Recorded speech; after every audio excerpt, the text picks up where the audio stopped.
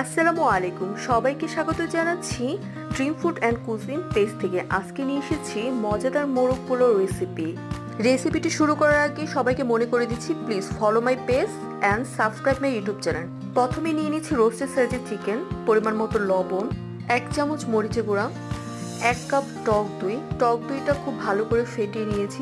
এতে করে চিকেনের মেরিনেটটা খুবই ভালো হয়। সবগুলো উপকরণ দিয়ে চিকেনটা মেরিনেট করে 1 ঘন্টা রেস্টে রেখে দিব। যাদের হাতে সময় নেই তারা 30 মিনিট মেরিনেট করে রাখতে পারেন। এখন চিকেনটা রান্না করার জন্য একটা পেস্ট বানিয়ে নিব। প্রথমে নিব টমেটো, কাঁচামরিচ, বাদাম। এখানে আমি 2 পদের বাদাম নিয়েছি, সাথে কিশমিশ, 1 চামচ পোস্তদানা আর পেঁয়াজ কুচি। এই সবগুলো উপকরণ ভালো করে পেস্ট করে নেব। এখন পর্যাপ্ত পরিমাণ তেল দিয়ে কিছু পেঁয়াজ বেরেস্তা করে নেব। পেঁয়াজ বেরেস্তা করার সময় সামান্য চিনি দিলে ক্রিস্পি হয়ে যায়। অবশিষ্ট তেলে এখন সামান্য ঘি অ্যাড করে গোটা কয়েকটা গরম মশলা অ্যাড করে দিব আর পেঁয়াজ দিয়ে দিব। পেঁয়াজটা বাদামি করে ভেজে এখন আমি বাটা মশলাগুলো অ্যাড করে দেব। প্রথমে দেব আদা বাটা, রসুন বাটা, ধনিয়া গুঁড়া, জিরা গুঁড়া আর সামান্য গরম মশলা দিয়ে পানি দিয়ে কষিয়ে নেব।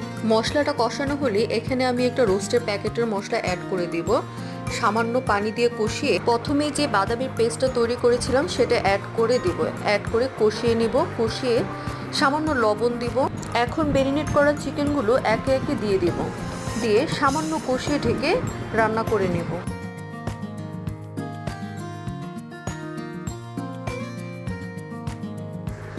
রান্না হয়ে গেলে এই পর্যায়ে সামান্য চিনি আর কিছুটা বেরেস্তা দিয়ে নামিয়ে রাখবো।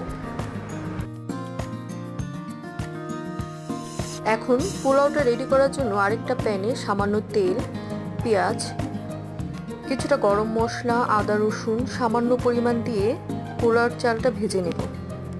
ভাজা হয়ে গেলে এখন পরিমাণ মতো গরম পানি অ্যাড করে দিব। গরম পানি অ্যাড করার পরে 1 কাপ গুঁড়া দুধ অ্যাড করে দিব। পোলাওর চালটা 70% সিদ্ধ হয়ে গেলে আমি কিছুটা উঠিয়ে রাখবো।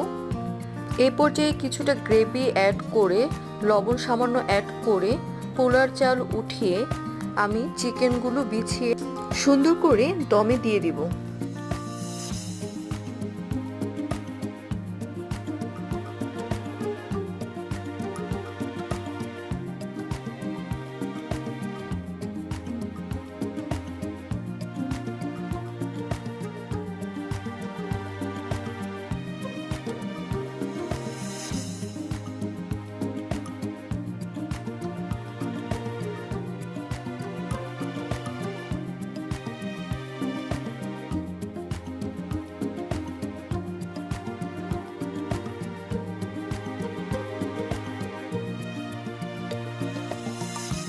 বিশ মিনিট দমে রাখার পরে হয়ে গেল মজাদার মোরগ পোলাও।